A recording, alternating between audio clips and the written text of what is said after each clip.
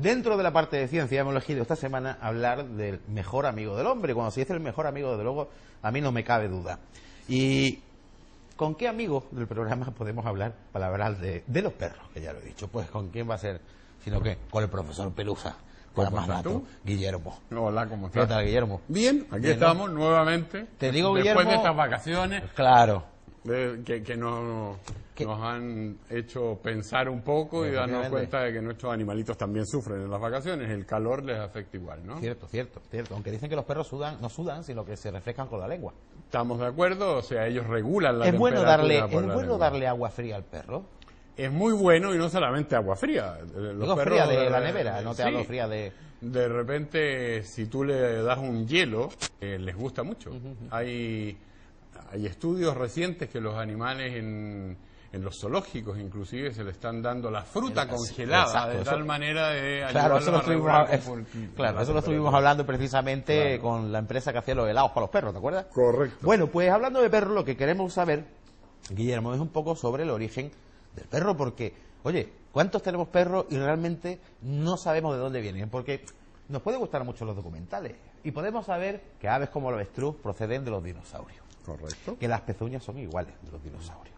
Podemos saber, por ejemplo, que digo yo, la evolución que ha sufrido una especie, pero del perro.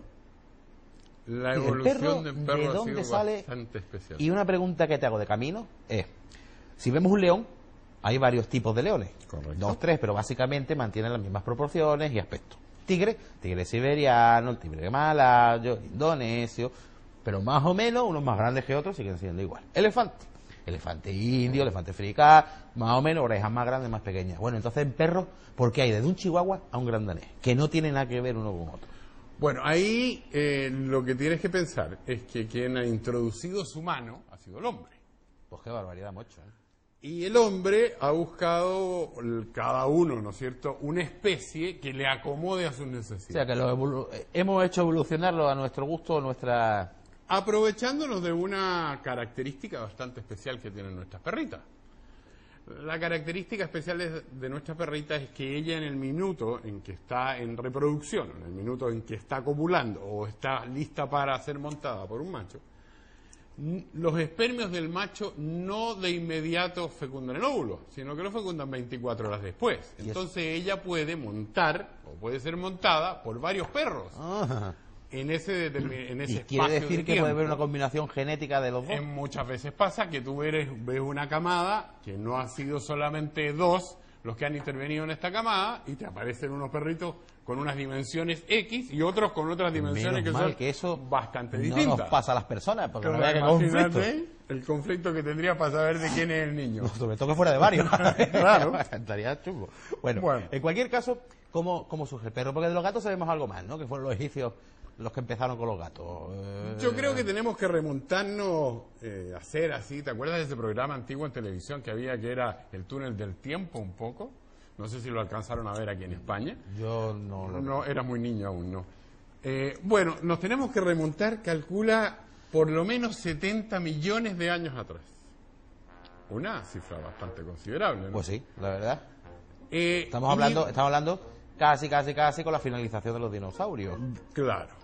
Pero inclusive tenemos que irnos un poquitito más allá, porque 195 millones de años atrás nacen o empiezan a surgir lo que llamamos los mamíferos. Que era una especie de más bien parecía un roedor, que fuera un mamífero que era así de chiquitito, ¿no? Claro.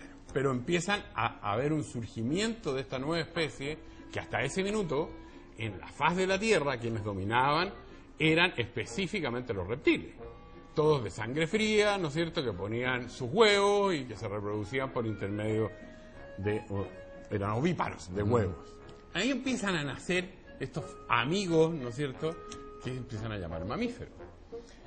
Empiezan a multiplicarse y a generar, ¿no es cierto?, diferentes especies. Ahora, el problema que tenían es que tenían estos grandes monstruos depredadores, ¿no es cierto?, que dejaban muy poco avanzar. Había uno de estos mamíferos que estaba empezando a resurgir y venía uno de estos gigantes, ¿no es cierto? Y era el aperitivo.